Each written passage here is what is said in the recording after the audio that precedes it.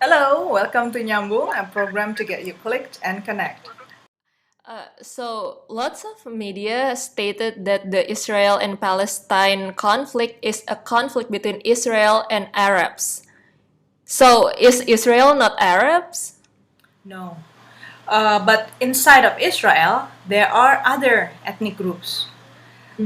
So Israel as a state comprised of the Jews, the Arabs, and several other ethnicities, including those from Africa. So inside of Israel, you have nowadays the data shows about 20% of Arab citizens.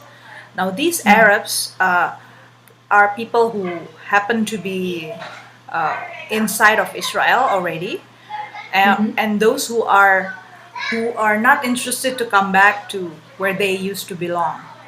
So some of them are really wealthy, some of them are not so wealthy, but they work on regular basis and inside of Israel. Is it like it is that have something to do with what people call Israel is doing a occupational colonialism, Budina? That's why a lot of people from around the world lived in Israel. Ah, yes. So it's one of the strategy that Israel has been using to expand its presence in the land of promise, and what they call it land of promise. Yeah. So their strategy is to develop Jewish settlements. Initially, I thought, I never imagined that Jewish settlement would be a very luxurious place. I thought Jewish settlements would be, like just temporary housing or something where the Jewish would try to live in. But in reality, if you visit there, it's a very lavish, luxurious places. It's like projects of property, real estate projects. Yeah. So some of the houses are, or most of the houses, if I can say, especially those located in the West Bank, are located in the hills.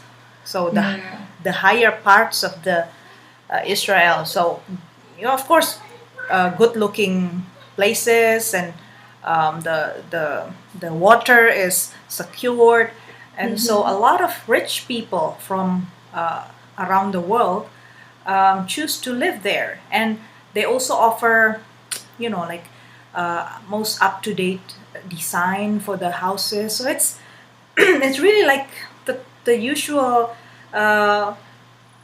picture of people trying to expand real estate business. Yeah, yeah, and there's like this trend on social media, Budina, lately in TikTok and in Instagram that when you open Snapchat, if you know Snapchat, Budina, it is like a social media where you can post a status of like videos on what your daily life is like. So you can post a status of like videos of whatever you're doing, and then you can see people from Israel. You can see the stories, the status they post. They're like living this lavish lifestyle. They're driving this sports car, and like wearing very expensive watches, having a brunch in beaches, with their friends. And then like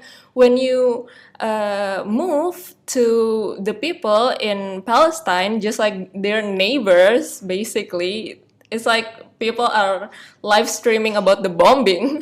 So I'm very curious on what is the livelihood between what kind of livelihood the people of Israel and Palestine is actually living right now. Okay. So, if you live in the Israeli side, so inside of Israel and Palestine, well, there's a map actually that everybody can access, that shows that the land of Palestine continues to shrink. Yeah. So from 100% back in the history before the UN came in and partitioned the land into the Sinai, uh, Golan Heights, the West Bank, Gaza, into now the Gaza continues to shrink. Same thing with the West Bank. Yeah. And so, and worse, I think the largest Jewish settlements is located in the West Bank area. Yeah. And it's just sporadic dots, across West Bank area. So nowadays, some of the cities is surrounded by walls, and Jerusalem is one of it. Really big, giant, tall walls, like just like the wall of China. Yeah. That thick. Yeah, I saw that. And in order for people from Palestine to go through to Israel side, there is a very tight security checkpoints, and there's a special line for the Israelis, special lines for the Palestinians, and you can imagine the line for the Palestinians is really inhumane, packed with Yeah. people. It's very hard for people to go through, even though the reality is Israelis also need the Palestinian to work in their bakery and in Yeah. their shops, stores and stuff like that.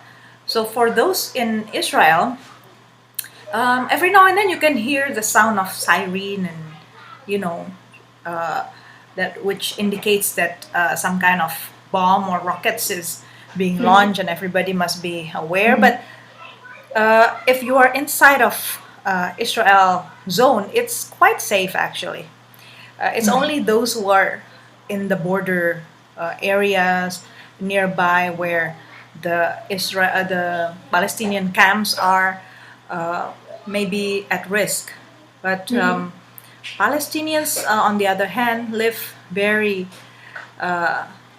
concerned life. They are most of their areas is overpopulated. Yeah. Because they continue have to be they are pushed back to areas, Yeah. so they are cramped, so many people, densely populated, not enough water, not enough sanitation, and Yeah. I saw in West Bank areas, where the Palestinians houses are, they are they are not properly equipped with what do you call that, shelters, Yeah. bomb shelters. Yeah. Because the Israelis, all houses will be built with bomb shelters, so they are practically very equipped to Yeah. to receive to receive Yeah. bombs. Unless they are out in the streets, they're practically very safe. Once they are in the building, it's the design of the buildings are bomb proof basically. But not the same thing with the Palestinians. Yeah. Not the same thing with the Palestinians. So Yeah, it's and not I heard that.